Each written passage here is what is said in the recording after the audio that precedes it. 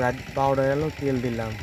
তারপর সকাল হওয়ার পরে এই যে দিকে বক পাখি দেখা যাচ্ছে, এই বক পাখির দিকে হলো জলটা শুকাই গেছে। ছোটো ছোটো সেলা মাছ বা পুঁটি মাছ এগুলো টুকাই টুকাই গেছে। এটা অবশ্যই মাছও খায়, যে মাছটা নরম এদের খাতে না পারলেই চোখ দিলে ঠিক হয়ে যায়, মারা যায়। তারপর দেখা যাক এরপর আর কি করি। যাই হোক, আমাকে গেট তো অন্য জায়গা হয়নি। বাবা সকালে ওই যে তেল নিয়ে আইলো, এই যে সাদা মাছে। তো বললাম যে সাদা মাছ আমরা বিক্রি করে এই বছর মনে করেন যে সাদা মাছটা যা আছে এগুলো আর বিক্রি করব না। এগুলো আমার আন্ডারে চলে আইছে, এই 3-4টে আবার আমার আন্ডারে এইগুলো। আর এগুলো আমি একাই, মানে আমি চাষ করি এবছর তো একদম। বাবা কইছে তুই এদেরটা কর, বাইরে নিচে বর্দে দিছে। যাই হোক, এই জন্য আমি মাছগুলো বিক্রি করিনি, সবগুলো রাখে দিচ্ছি।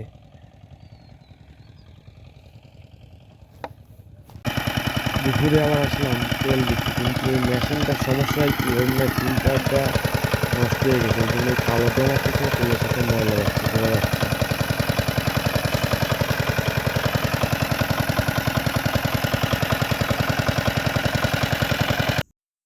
গেরেতে আসার পরে আমরা 3 নং যে ধানের ক্ষেত, ওইখানে হলো সার দিতে হবে, যেহেতু 12 দিন হয়ে গেছে। নিজে আইসে বলছে সার দিতে হবে, তো আমি চলে আসছি সার আনতে সারের দোকানে। সারটা নিয়ে আবার আমরা বাড়ি যাবো।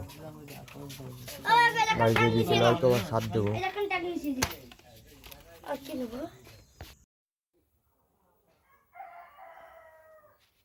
উল্টো তার কথা হচ্ছে, আর উল্টো হচ্ছে হাতে যাওয়ার নিয়ে।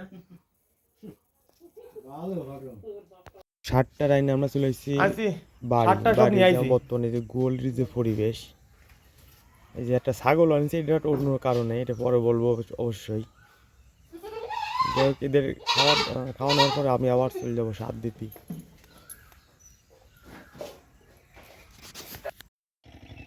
যাই হোক, আমরা এই ভেরি পরিষ্কার করলাম। গেট তো প্রায় জাগে যার মধ্যে, আরও একদিন বাদে হয়তো গেট জাগবে। এর কার্যক্রম শুরু হয়ে গেছে, মানে এই পরিচর্যা করা, মাছ ছাড়ার আগে যে প্রস্তুতিগুলো এখন থেকে শুরু হয়ে গেছে। এই যে ব্যারগুলো পরিষ্কার করা হয়েছে, কারণ মাটি নরম থাকতে থাকতে আমরা মাটি দিয়ে দেবো বেরিতে, বেরি বাঁধতে দেবো। আর এই যে জাল, এই জালটা সব গুছাতে হবে, গুণ উঠাতে হবে, বহুত কাজ। মানে এখানে আমি রক মিলন লাগাইলাম, এটা হলো বলে কি মরুভূমির ফল বা সাম্মাম বলে, রক মিলন বা সাম্মাম। সেই ঘুড়ি রয়েছে, আর ঘুড়ি এভাবে থাকে তা অনেকটা নিরাপদ থাকে, কেউ ঘাস কাটতে পারে না, কেউ নামতে পারে না, এই জন্য এইটা দিয়ে রাখা। তারপরে এভাবেই চলতে থাকে আমাকে এই কাজ। আর আমি গেলাম আরও সার আনতে, ওই যে মাছে দৌড়াদৌড়ি করতে দল কমে গেছে বিদায়।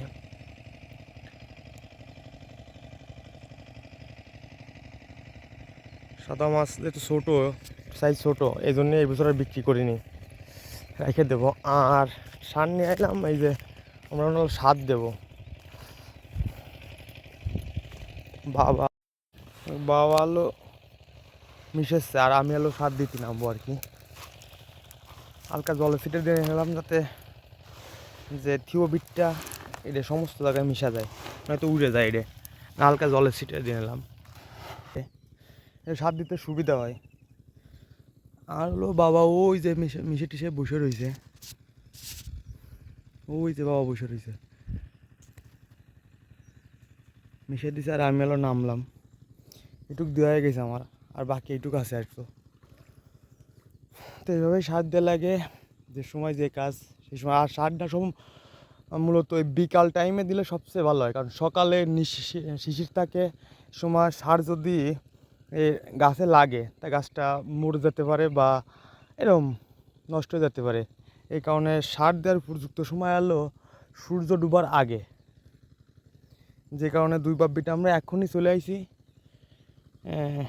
সার দেওয়ার জন্য আইন নিয়ম নেই। যাই হোক, এইভাবেই ধান চাষ করা হয়, বা যে কোনো চাষ আপনি করেন না কেন, ঠিক মানে ঠিক সময়, সব সময়ের জন্যই যা প্রয়োজন তাই দিতে হবে সঠিক সময়ে।